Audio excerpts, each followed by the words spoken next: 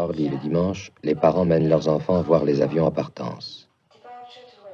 De ce dimanche, l'enfant dont nous racontons l'histoire devait revoir longtemps le soleil fixe, le décor planté au bout de la jetée et un visage de femme.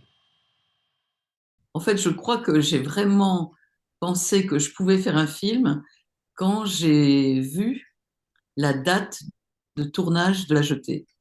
Tu vois, donc j'ai lu le post de mon cousin sur Facebook où il dit qu'il s'est reconnu dans le film, dans le cinquième plan avec ses parents.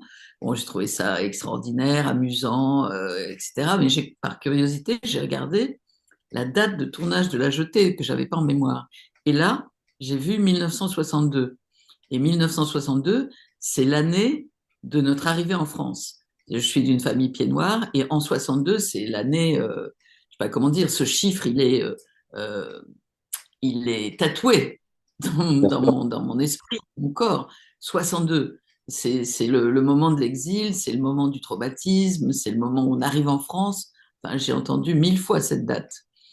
Et là, j'ai commencé à voir un film. Parce que là, il y avait bien plus que une anecdote, en fait, même si La Jetée est un film extraordinaire et déjà être dans La Jetée, ou penser l'être, c'est quelque chose d'unique. Mais cette date, ça signait la possibilité pour moi de faire un film important, en fait, un film relié à toute l'histoire de notre famille, à bien plus que moi-même et à l'histoire de France, quoi, et d'Algérie. Voilà. Et donc, à partir de là, je crois que c'est à partir de là que ça s'est mis en branle et que j'ai voulu en savoir plus.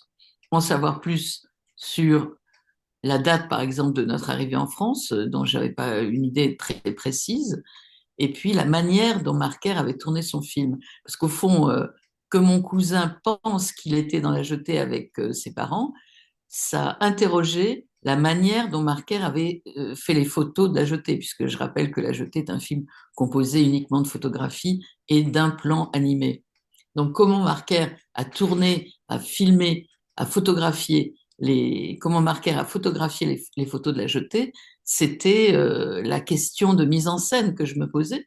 C'est une question qui ne pouvait, enfin, pardon, comment Marker a photographié la jetée, c'était la première question que je me posais. C'était une question de mise en scène, mais c'était aussi une question par rapport à la possibilité qu'il aurait eu de photographier mon oncle, ma tante et mon cousin.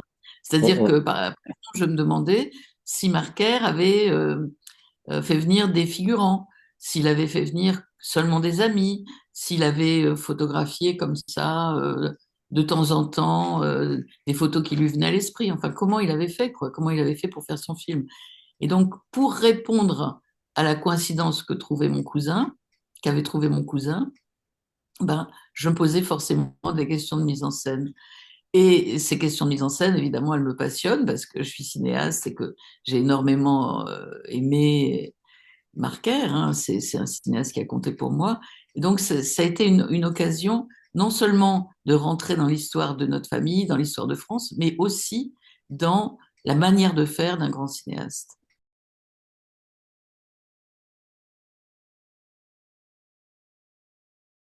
Ce qui s'est passé, c'est que l'enquête, la recherche autour des conditions de tournage de Marker et du sens que ce film pouvait avoir pour lui et de la vie de ma famille a duré peut-être 3 4 ans. C'est-à-dire que l'expo de Marker à la Cinémathèque, c'est 2018 et j'ai tourné le film en 2023. Donc pendant tout ce temps, avec ma petite équipe, on a cherché dans toutes les directions. J'ai quasiment écrit une thèse en fait. J'aurais peut-être dû soutenir une thèse sur la jetée. Et il y en a une petite partie seulement dans ce film. C'est-à-dire que on a cherché verticalement. Euh, Tu vois, c'est-à-dire que au fond, chaque séquence ouvre, chaque image ouvre une recherche sur des, des- des tas de choses, quoi. À la fois les conditions concrètes, les échos que ça peut avoir dans l'œuvre de Marker, les échos dans la vie de notre famille, etc. C'est sans fin. Ouais. Mais de la même façon que si on se met à regarder la vie de vous, en fait, ma vie, la vie de n'importe qui, dès qu'on se met à regarder verticalement, c'est une épaisseur sans fin. On pourrait écrire un roman sur 5 minutes de nos vies. C'est un peu ça, en fait, qu'on a fait. C'est-à-dire que La Jetée fait 26 minutes, mon film fait 1h40. Et ça, on entre, et on pourrait entrer encore plus longtemps, quoi.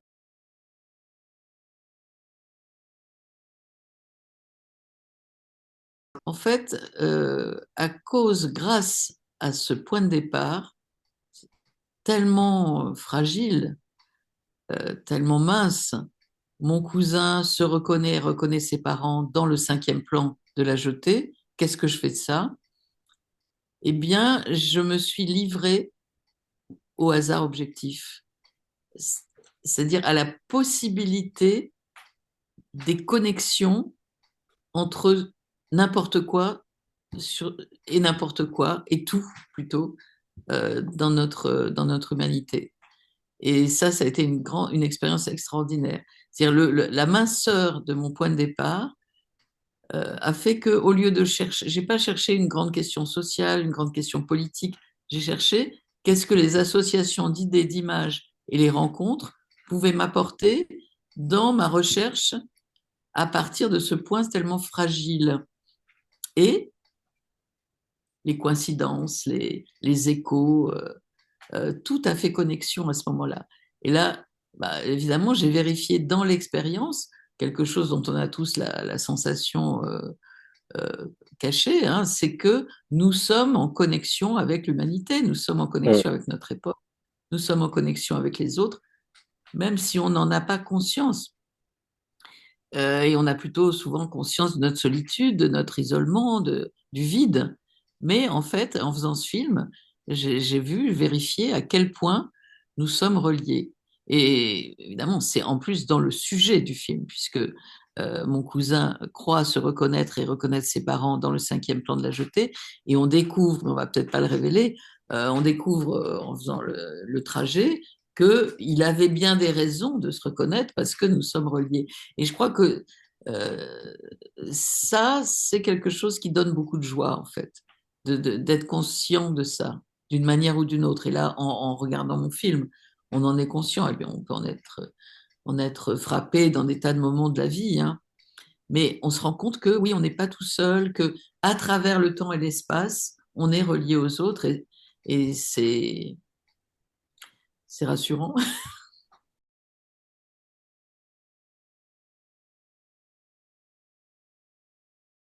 C'est-à-dire que en fait, j'avais un problème grave quand j'ai décidé de vouloir faire ce film.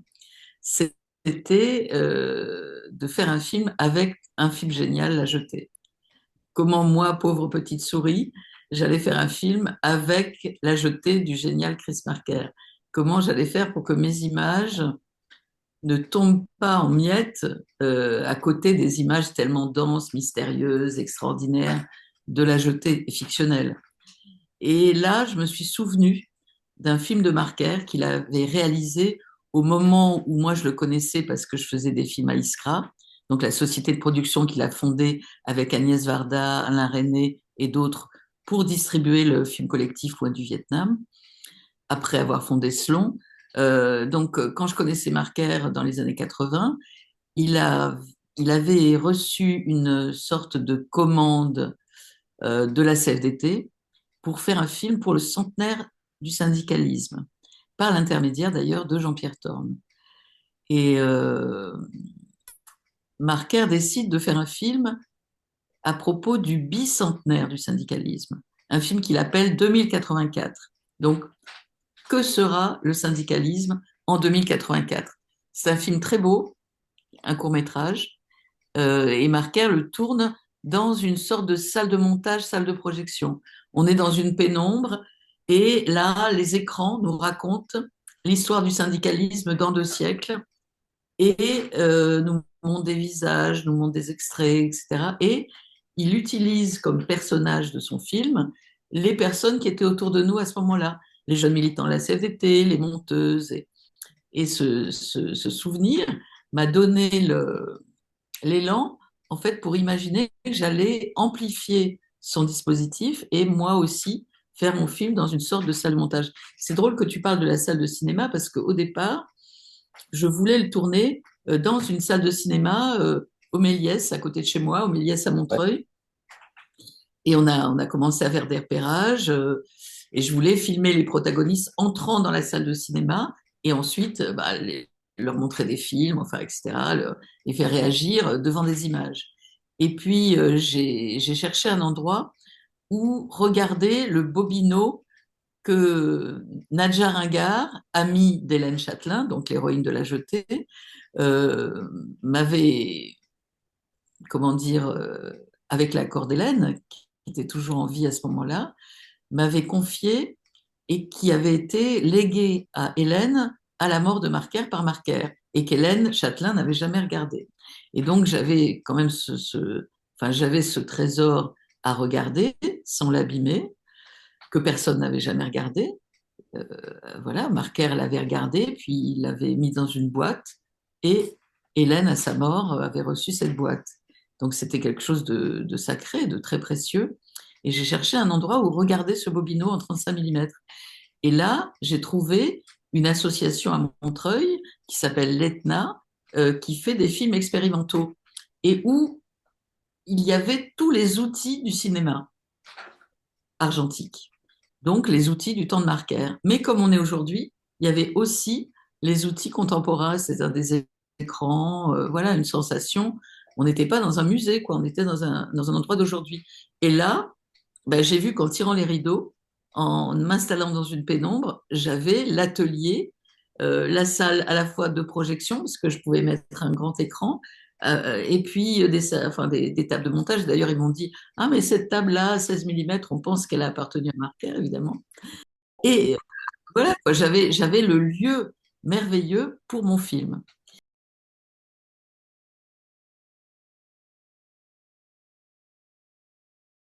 Bah, déjà, ça a été un lieu touristique, hein. C'est le lieu touristique le plus fréquenté de l'année 62 en Ah oui. France. Moi, je l'ai fait à ce moment-là.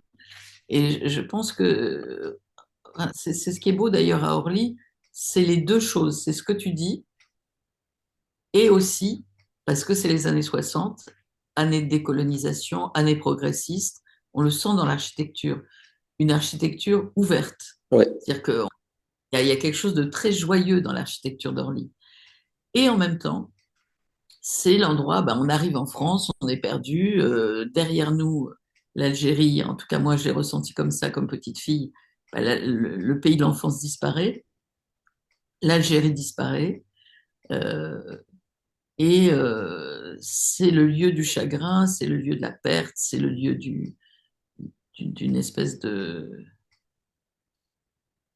à la fois un lieu d'accueil, on arrive, et un lieu où on est perdu, où on n'est plus reconnu, où on est des inconnus. Et éventuellement discriminés.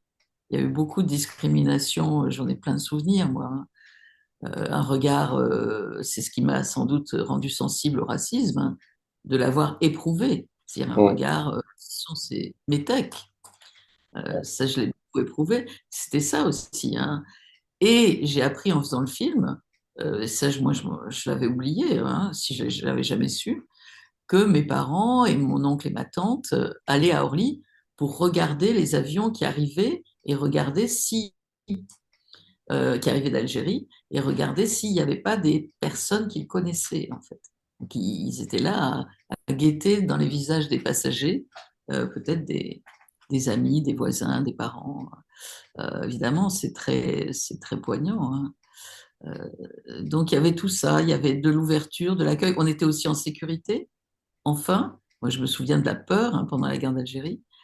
On était en sécurité, il n'y avait plus de peur, mais il y avait une perte et une angoisse, et puis après beaucoup de difficultés à retrouver un ancrage, à retrouver de la confiance. Mon père a eu, comme beaucoup, une dépression très longue. Ma grand-mère est morte, comme beaucoup de personnes âgées, au moment, enfin quelques temps, quelques mois après. Oui, c'est un lieu très violent. Et, et violent et rassurant à la fois. Et pour moi, c'était important de faire exister ce chagrin dans mon film parce que mes parents étaient de gauche et quand ils sont arrivés en France, au moment de l'indépendance de l'Algérie, ils n'ont pas été accueillis par leur famille idéologique, ils ont été plutôt mal accueillis, puisque les gens de gauche, ils étaient anticolonialistes, et ils avaient bien raison. Enfin, moi, je le partage, cet anticolonialisme. Mais ils assimilaient les pieds noirs qui arrivaient, qui étaient un peu en miettes, hein, il faut bien le dire, à la colonisation. Et donc, ils les ont maltraités, quoi. Et pour mes parents, ça a été une blessure très, très forte. Et donc, c'était important pour moi de faire exister dans le film de Marker, qui faisait partie de la gauche, hein, des années 60, la douleur légitime de mes parents, mais aussi la joie de la décolonisation, puisque en utilisant les archives de Marker, je fais exister, monter dans le film les Algériens d'Algérie et la joie de la décolonisation que Marker a photographié dans la diaspora algérienne à Aubervilliers, par exemple. Et c'est commenté par Catherine Belkodja, qui était sa dernière compagne et qui était d'une famille franco-algérienne et qui est retournée en Algérie quand nous, on est venus en France. Donc, à travers ce faisceau comme ça de coïncidences et de travail de Marker, j'ai essayé de déplier quelque chose de singulier, de personnel et de complexe à propos de cette date 1962.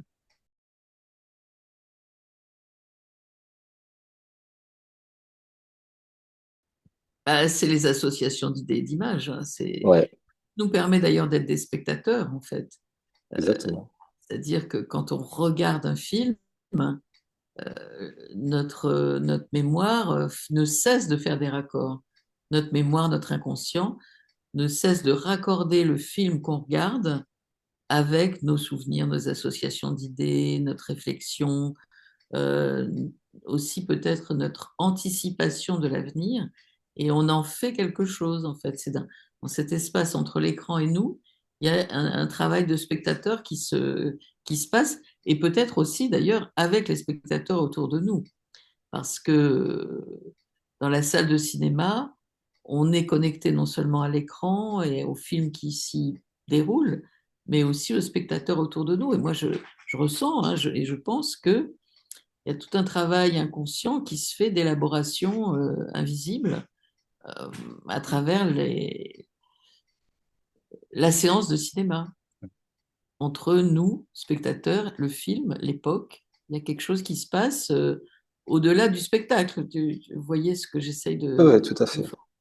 dont on a l'expérience, hein, on le vit. Ouais. On le vit. Il se passe quelque chose d'invisible, mais qui se passe réellement. Si on pouvait matérialiser ce qui se passe entre les personnes, là, dans la salle de cinéma, on verrait peut-être des tas de couleurs, de liens, de fils qui se tissent entre les cerveaux des personnes qui sont là, l'écran, et dans l'écran, il y a du temps, en fait, il y a beaucoup de temporalité dans un écran, et dans Mhm. les esprits des personnes qui sont là également. Et donc, tout ça, ça crée un espèce de maillage, et pendant la séance, il y a quelque chose qui s'est passé d'une forme de travail sur une question, enfin plein de questions qui ont été éveillées par le film. Et plus le film est beau et fort, plus ça se travaille en profondeur, quoi, comme une sorte de tissu extrêmement épais une tapisserie chamarrée, quoi. Enfin, je me représente ça comme ça.